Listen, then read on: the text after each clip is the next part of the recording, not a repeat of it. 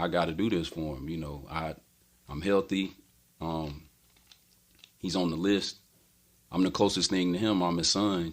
So I want to donate my kidney to my father so that he doesn't have to be on dialysis or, so that he can continue move forward with his life. And I called him, let him know. He was somewhat, a little bit surprised and shocked because he wasn't expecting it. Kind of asked me, Marcus, you sure you want to do this? You need to do some research, this, that, and the third. I said, I've already done it.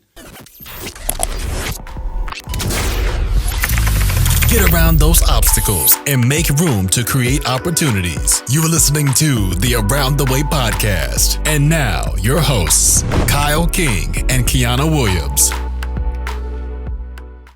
Welcome to another episode of Around the Way podcast, where we help you get around your obstacles and find a way to redesign your life. This is going to be probably one of the most special episodes that we have ever recorded. We have two individuals in here that are my inspiration, my motivation to keep going. Since the first time I was able to talk to them. And funny thing is, when we first were introduced, we were strangers. But I feel like through an authentic and transparent and spirit and soul felt conversation, yes, we're definitely here in the studio together, but you guys have been able to really forge something in my life that has given me a sense of meaning. So I appreciate you guys. So before we get started, I want you to introduce yourselves. You could tell us a little bit about what you do currently or just who you are in general, and then how you're changing lives as well. Okay. My name is Antonio Carr. I'm originally from Charlotte, born and raised. I'm a retired IT professional. Just living my life. Living my life as best as I can right now. Enjoying life. For sure. All right, and I'm his son, Marcus Carr, and I'm born and raised in Charlotte as well. I am been a truck driver for about 11 years, recently seeking a career change, and just, as of recent, just kind of adopting the mentality of just living one day at a time and just, striving to better myself in every way possible and, inspire others along the way. For sure, for sure. So when you're talking about here recently, you've kind of adopted this new philosophy of living one day at a time. Mm-hmm. What happened? What shifted so that you could begin to have that perspective? Well, it was probably a series of different events that occurred. Initially, I would say me running a business for the last 2.5 years, it caused a lot of stress. I learned a lot, and it was a great opportunity for me. But just due to the stress that I encountered and being away from my family so much, it kind of forced me to look at my life a little bit differently and planning things, moving so far ahead, trying to plan things in advance. One thing that I learned for me personally is that a lot of times when we plan stuff, it doesn't really go as planned. Literally. We can, move in that direction, but usually for me, what happens is it never goes as planned. So with me continually doing that and having my plans kind of fall apart, I said, I have to change the way I'm thinking if I want different results out of life. So once I started to just live one day at a time and kind of just let me make it through the day and make this one day as best as I can, then I saw, that I was able to make a little bit better progress in terms of just keeping myself mentally, on a more positive note and things like that. So just due to stress of just running a business and being away from family just forced me to just look at life a little bit differently. And Mr. Carr, Senior, I guess my question for you, just following that is, you opened up with saying that you're enjoying life. Yes. Would you say that when you were Marcus's age, that this would be the embodiment of what living life meant to you when you were his age? Probably yes and no. I mean, when you're his age, you don't think about retiring. No, literally. You think about, like you said, just living your life, enjoying life, but as you get older, you start thinking about the future and, what do you want to be and what do you want to do and what do you want to leave behind, that kind of thing. So at the point of my life right now, I'm looking back saying that, of course, there's some things I wanted to would have changed, along the way to make things better. But you have to go with what's in front of you or what's in front of you at the time. So, but looking back, I can honestly say that probably from his age on, thinking about it, I think I made some pretty good decisions in my life to where I am today. I mean, I don't. I know it's probably a hard, thing to say, but I've never been arrested, never been, never been in trouble with anything. And my mom always, says that I'm the best one. And my two sisters, that's true. My two sisters can't stand that. I have two young sisters, and they were like, Tony's always your favorite. It's like, well, what am I supposed to say about that? But yeah, I mean, I'm at the point in my life now where I look back and think, yes, at his age, I wasn't thinking about, where I am now, but I'm glad I am at where I am now. I'm healthy, I can say, thanks to him, of course. I told you guys about it when we first met about the transplant thing that we went through in 2011.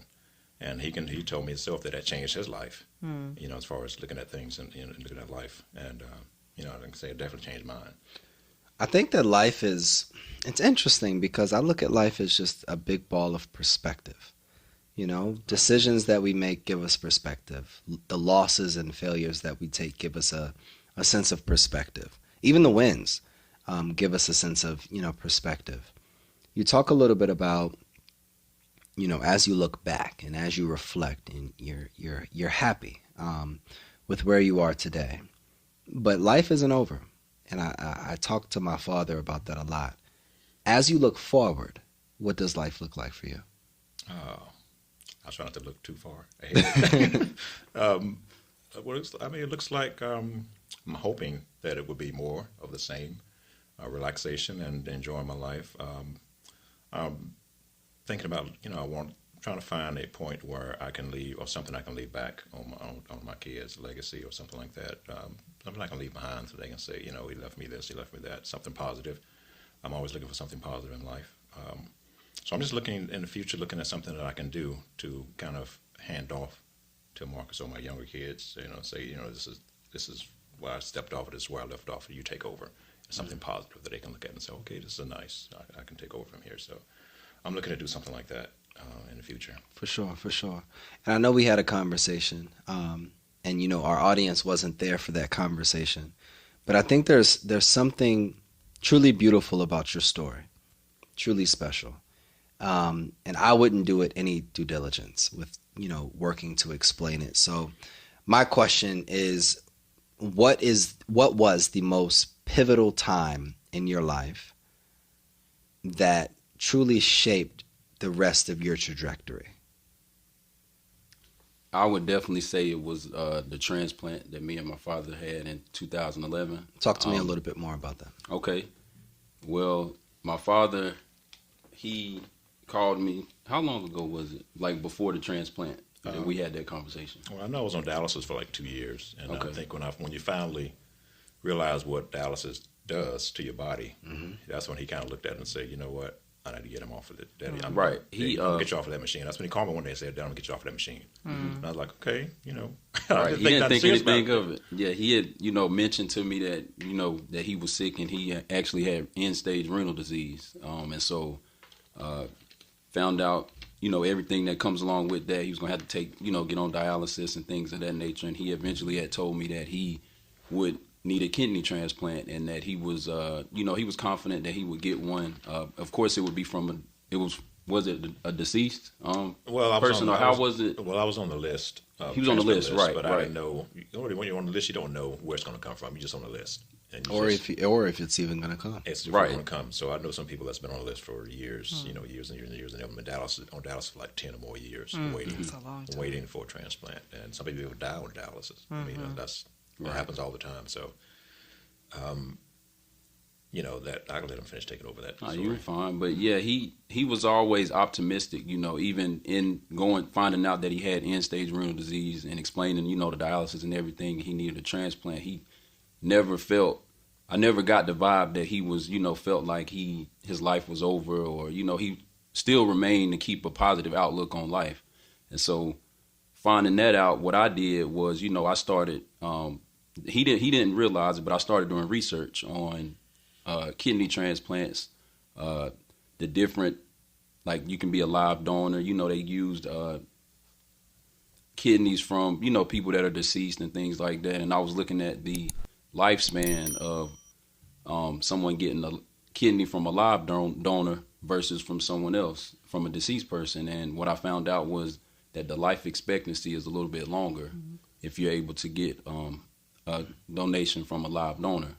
And so, you know, just reading all of that and just thinking back on how positive of a role model my father's always been to me, I said to myself, you know what, I got to do this for him. You know, I'm healthy.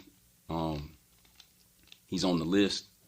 I'm the closest thing to him. I'm his son, you know, so I want to donate my kidney to my father so that he doesn't have to be on dialysis, or, you know, so that he can continue, move forward with his life. And I called him, let him know. He was somewhat, you know, a little bit surprised and shocked because he wasn't expecting it. Kind of asked me, you know, Marcus, you sure you want to do this? You know, you need to do some research, this, that, and the third. I said, I've already done it.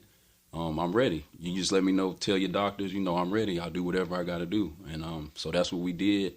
It had to go through a series of different tests to get tested for this and that and everything under the sun. They did all check me from head to toe. And one thing that it has to happen is you have to have the same blood type. Same blood type, and you have to be in perfect health.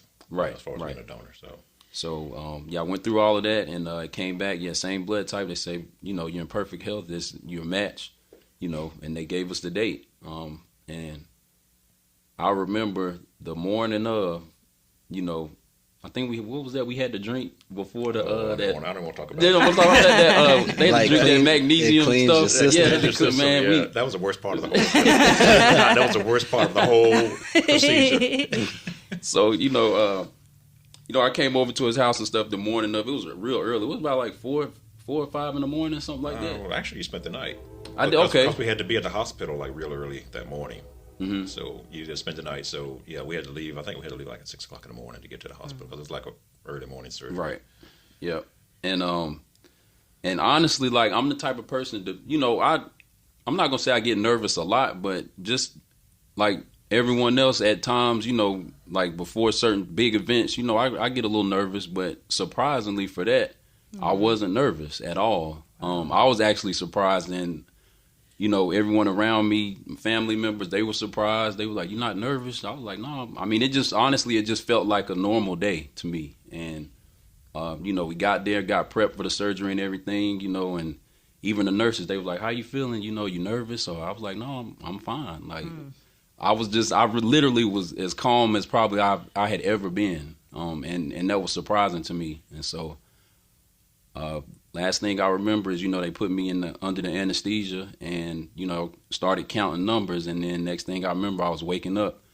They were transferring me from the room, and they said, you know, it's done. You know, your father's gotten the kidney. You know, you're gonna stay in this room for X amount of time. He's gonna be, you know, in another room. And after a certain amount of time, how long was it? Do you know? Do you remember how long we had to wait before we were actually able to? You were in there for 3 days. I was in there for 4 days. Wow. In the hospital. Well, I'm saying after the surgery, because before that, I could actually see you. It was like the day. That same day? Okay. Same day. Right that same morning, they get you up and start walking you. They don't let you lay in the bed because they don't want blood to clot or whatever. So you up that morning, as soon as you come out, like, everything okay? They like, okay, you got to get up there and start walking. I Like, don't want to do that right now. Yeah. So it's like, your son down the hall. So we like walking together down the halls, you know, with our little gowns on. Yeah, trying to hold it back. What's the thing we had to push the fluid? The fluid. We had the the little stick cart with the IV on it. Yeah, we walking down the hall, cracking jokes, you know, each other, like looking in this room, like, man, so and so. Yeah, but it was. I mean, it felt like, honestly, like, thinking back, it's like, okay, that was a major surgery, but it didn't. It felt like nothing, honestly. And, you know, I felt great afterwards. I mean, the recovery, I was in good spirits. I saw that, you know, my father was feeling a lot better. Like he said, when we would have to take our walks around, we would do it together, laugh. And I mean, it just, honestly, like, it felt great. Like, it was a fantastic experience, and something that I you know, would do again if I wouldn't think twice about it. Like, I never hesitated. It was something that I knew that he would do for me if the shoe was on the other foot. You know, he's always been there for me in my life. He's always been a positive influence, and you know, it's just something that I felt like I had to do for him. There's so many thoughts. Yeah, it's like usually I have like questions and I can fire them off, but you know, I think a story like that you just have to sit with it. You know what I mean? So anybody listening, right? Just sit with that for a second, because we talk a lot about on this podcast sacrifice. We talk a lot about the different things that we would give to other people. We talk about our commitment to our families, or our commitment to our communities, or, you know, just our obligation to show up for people that have showed up for us our whole lives. And, you know, we've talked about our even relationships with our parents. And, you know, I would literally take a bullet and give a life so that my parents could just see another 2 days if possible. But it's a beautiful thing, you know, that you didn't think twice, that you were reflective and grateful enough for everything that your father has done, that you were selfless enough to actually go through it, and that you were committed enough to walk through this process with him, that you did the research. And I just, you know, I'm speechless. I do have a question though. I do. And this was a question that came up in my head like when we first met all together. Did any part of you want to turn him down when he offered to give the kidney to you? Yes, I tried to talk him out of it, to be honest with you. Because I was like, let's go. He was telling me, like, are you sure? I was like, are you sure you want to do this? Because I hadn't even thought about him. You didn't think about it at all? I didn't think about it at all. I was just, you know, thinking about this. I was on dialysis for 2 years. So it became like a routine for me, going there every other day. You know, 2 years, I'm like, okay, it's time to get up and go, you know. Then I went to work afterwards, you know, after treatment in the morning. So it was just a normal routine to me. So it was kind of bad. I got used to it, but, you know, I never asked anybody. Wow. You know, they want to donate a kidney. I never, you know, got to do. I feel like I can't do that to people because I don't know. I don't want that somebody come to me, putting that on me. It's like, do you want to donate a kidney? Like, you know, what do you say to people like that? So he did, like I said, he just did it on his own. You know, and like I said, I tried to talk him out of it at first, but then he was insistent. You know, no, I'm doing this. You know, I've done the research and this and that and this and that. What do I need to do from here? So I said, okay, well, I gave him. I said, well, this is the nurses you need to call to get through the screen or whatever. I don't know the process, but I say, call these people first, and they will tell you what you need to do. So he did all that, and like I said, he went through all the processes and tests and everything, the screen, and came back and said it was a perfect match. And that's so interesting, because I think I've heard a lot of stories where people do go to their family and nobody wants to do it. And so it's so interesting, like it didn't even... Was there any part of you that was like, I wish somebody would step up? Like, not at all? Probably when I first started my dialysis, I thought about it. Like, you know, because I was real scared about the dialysis part. Because, I mean, it's a scary process. Let me be honest with you. Even when I think about it now, things that I had to go through, the process in itself, it's a scary thing. You know, the needles and the dialyzer that's beside you, taking the blood out of your system, cleaning your blood for you, doing the job of the kidney, putting it back in your body, and it takes a toll on your body after years and years and years of that. It breaks your body down.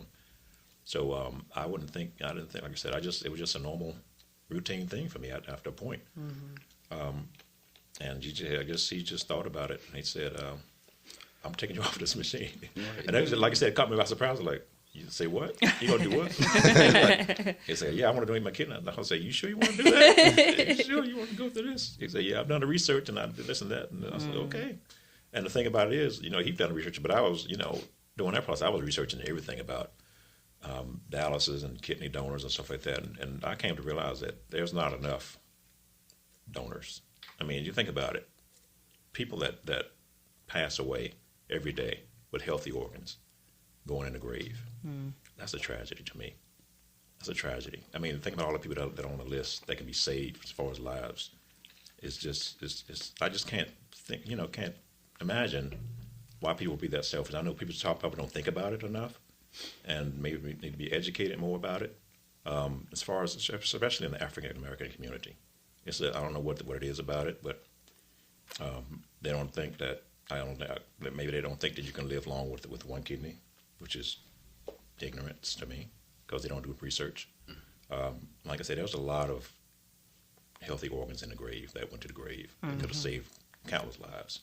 Think of how many organs that come out of one body. They can save 10 people out of one body. It's amazing that that there's not enough education to to inform people that you can donate. I know it's a tragedy that your loved one died, but think about other people, Right.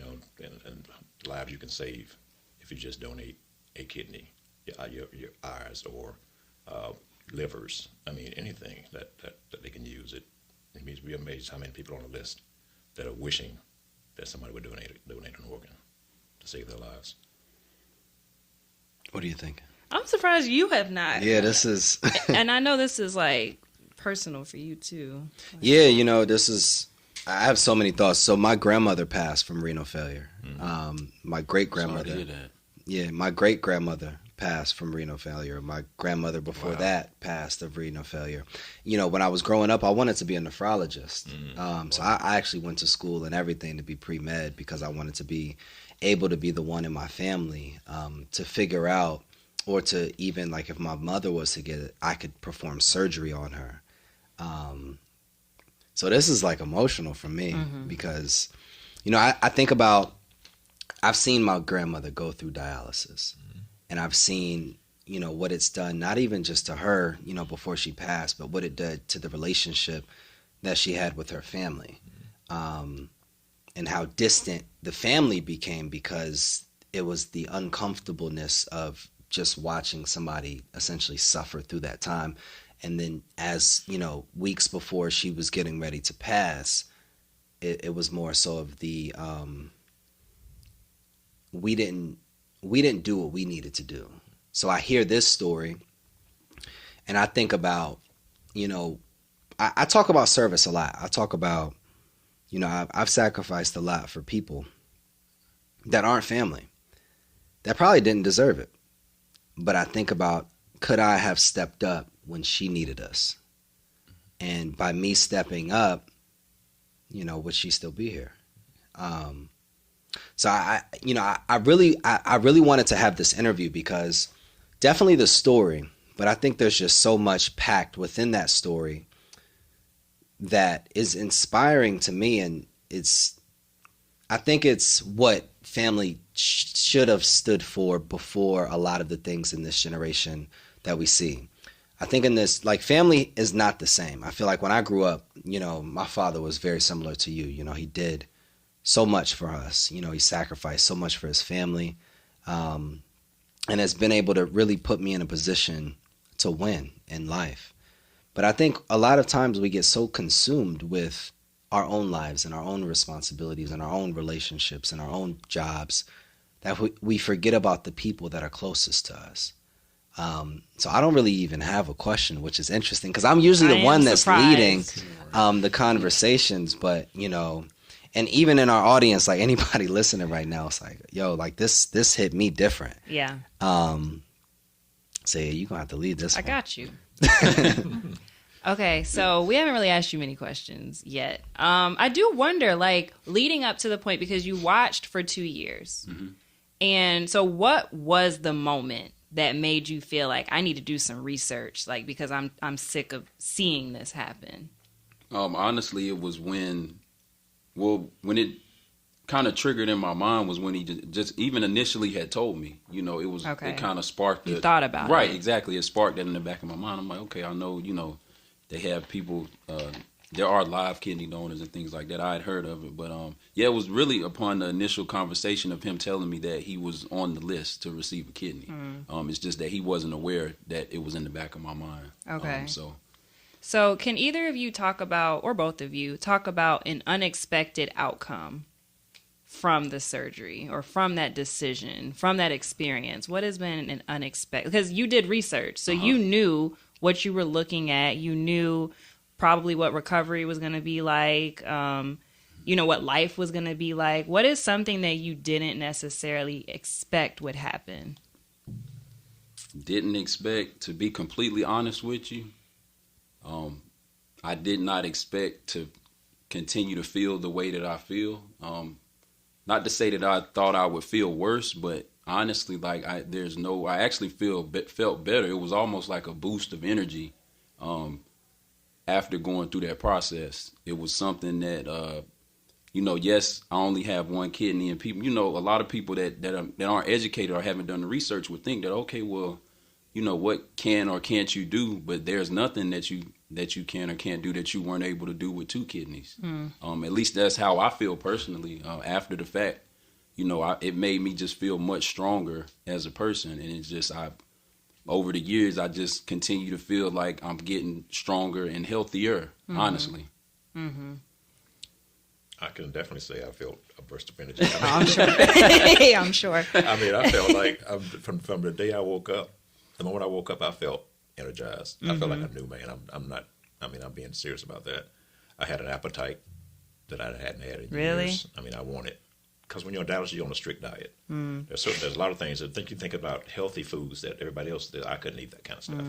Healthy stuff that everybody else would eat. Watermelon was the worst form. Oh, you couldn't do watermelon. I couldn't do, bananas, anything with nuts in it, chocolate, anything with dairy.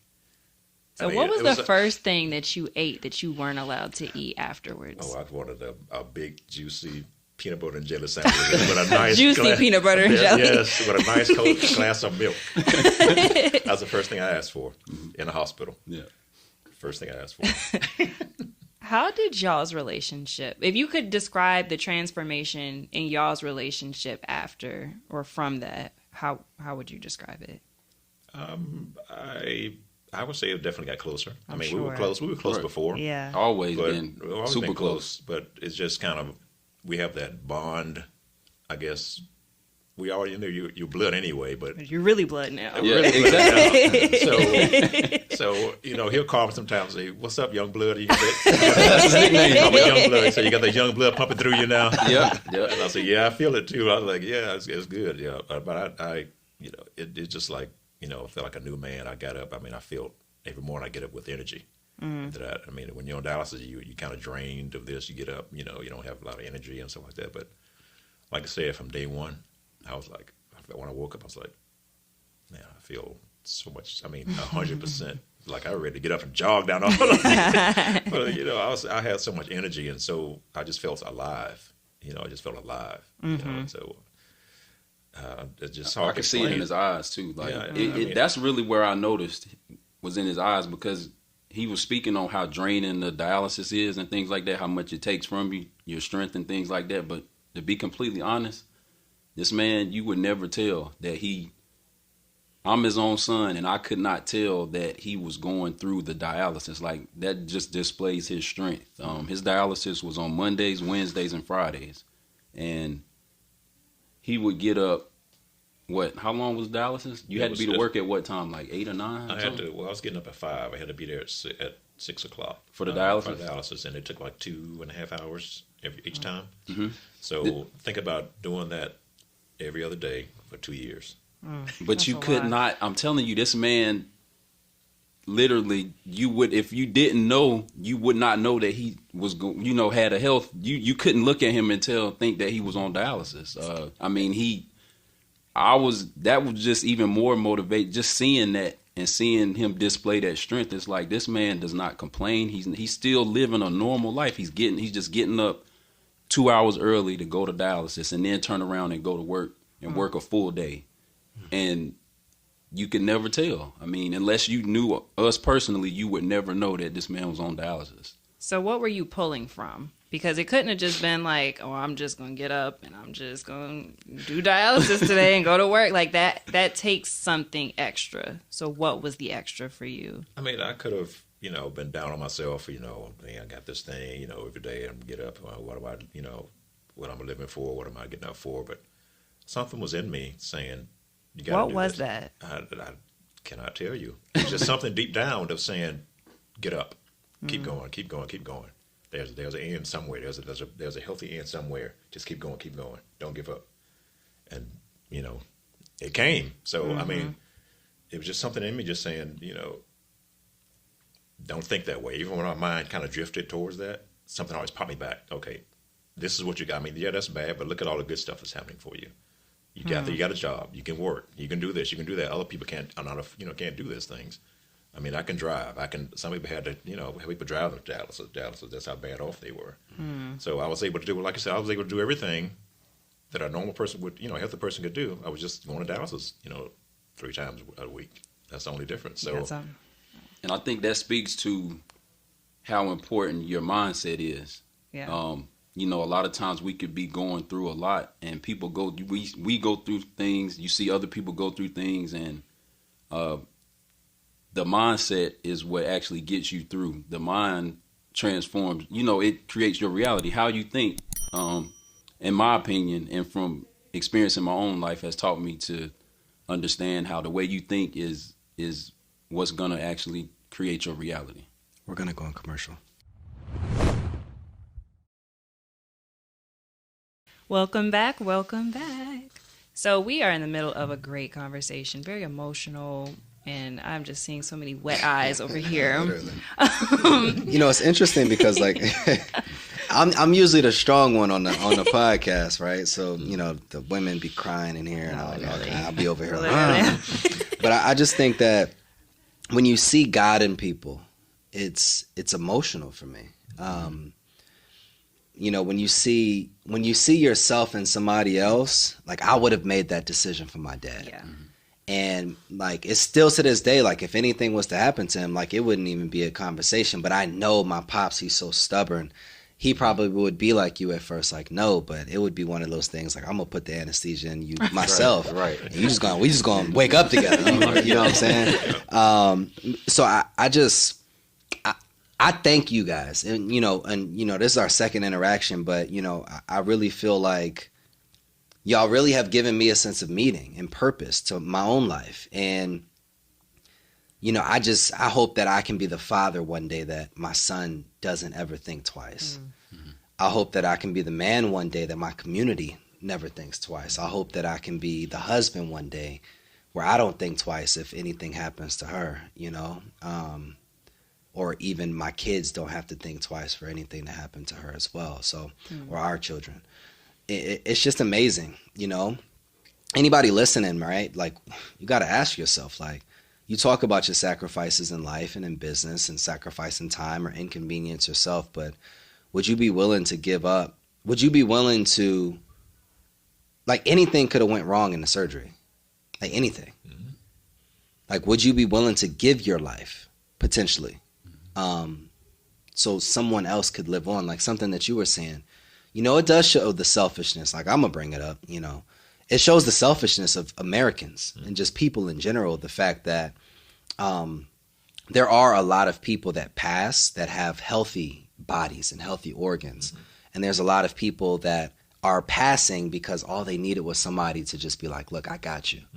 Mm-hmm. And it honestly, it shifts my perspective because I just got a new driver's license, and she said donor. I said no. You did? Yeah, like it wasn't even a thought. Like I don't want nobody cutting me open, none of it, because I'm uneducated. I'm real ignorant. And I was having a conversation with 2 of my guys this morning about the difference between intellect and intelligence. And I feel like intellect is my ability to read books and recite scripture and recite, quotes and different things and strategies. Intelligence is really being able to think about somebody else before I think about myself, right? Intelligence is being able to really see the world that's actually bigger than just Kyle's world and the inconvenience. So I thank you for that. So my question, I'm ready. I'm back. You back, Kyle. My question, right, is, as this has definitely occurred, I'm an author. Obviously, you guys don't know, 7 books, right? And I talk about all the time writing stories and new chapters and a lot of these different things. Obviously, that was a story that could potentially shape the rest of your life. And there's new seasons and there's new stories that you're creating. When that story ended, obviously the surgery is over. You guys are living your lives again, essentially. What is the new chapters that you're trying to create or write in your life now? I would say I'm always thinking about this. I never put into action. I would like to try to some way bring awareness to getting donations or organ donations, the safety of it. People a lot of people, like I said, just not educated, which means they don't think about it. You know, when a loved one passes away in the family, okay, well, we can donate their kid. We can donate some organs to save somebody's life. A lot of people don't even think about that. I know grief is part of that. They're grief stricken. They're not even. That's probably the last thing on their minds. But if you know, I can just somehow bring awareness of organ donations to the people, or you know, just educate them. Even if it just saves one life, it's worth it. Just think, you know, one life of being me, I mean, it saved my life. So I can imagine being somebody else, you know, thinking about somebody else, I could save their life by just them being aware, or, you know, if something happens to me or my loved one, I want to donate to somebody. It could be a perfect stranger, you know, but it could save somebody's life. I love that awareness, like bring awareness to this and being able to educate people on all of this. I love that. And I would love to support you with that. And it's interesting because, you know, when I stopped, you know, my chemistry in school, I took chemistry and it changed the whole game. I thought I wanted to go pre-med.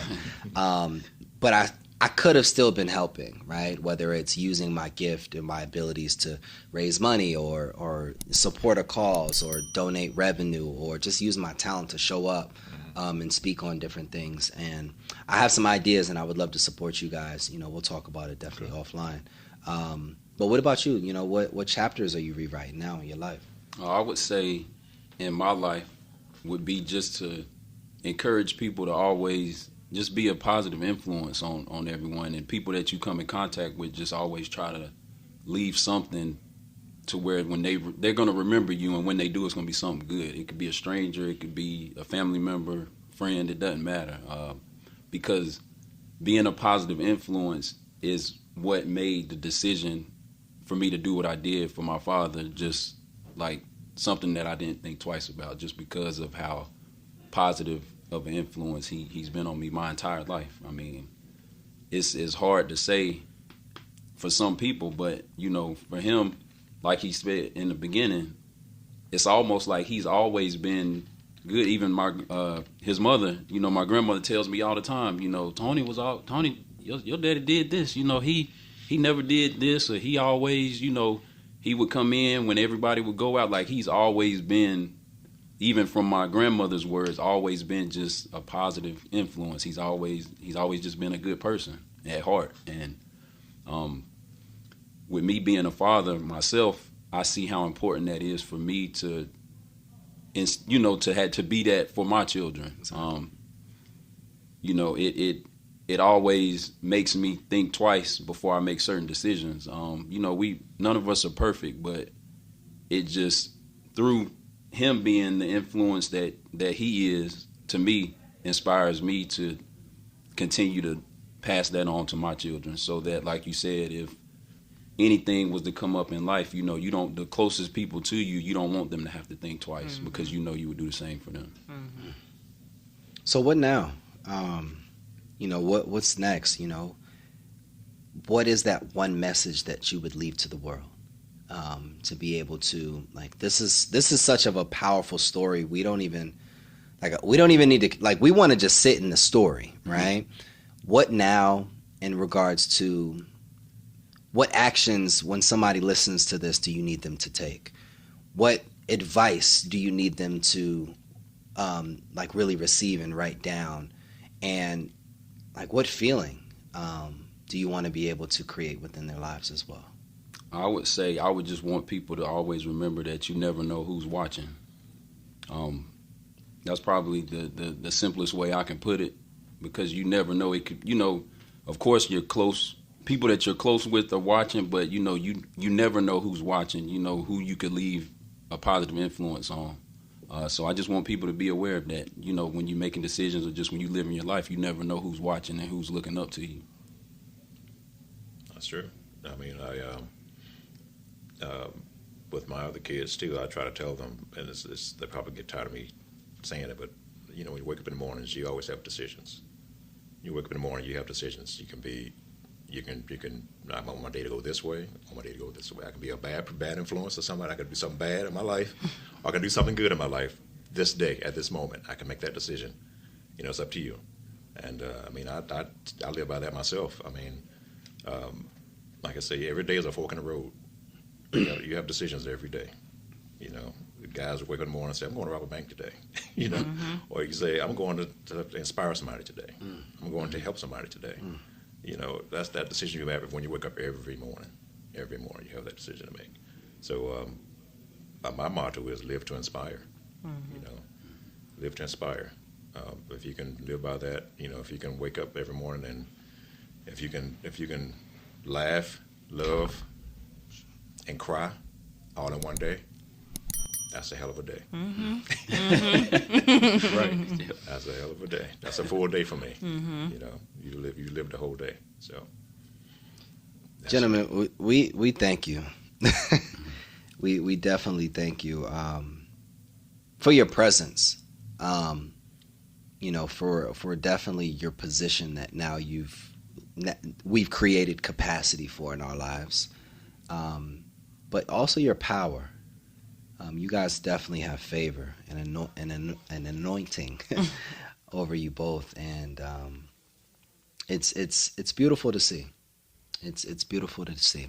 Everybody that's listening, I need you to sit with this episode. This isn't one of those episodes that we're talking about strategies and talking around all these different things. This is one of those episodes that embodies the principles that we talk about on this podcast. How to get around your obstacle and find a way to redesign your life. I want you to really be mindful of the people around you and who's watching. I want you to be mindful of how you're living to inspire. I want you to be mindful of what people need around you and how it's probably better for you to be selfless because the world is so much bigger than you. So much bigger than you. I want you to help someone today. I want you to reach out to somebody today and tell them that you love them. I want you to recognize that time is relevant, but time is still not enough, and to cherish the ones that are in your lives. What would you do? What would you do to spend one more day, to spend one more hour, to spend one more minute with that person that you lost?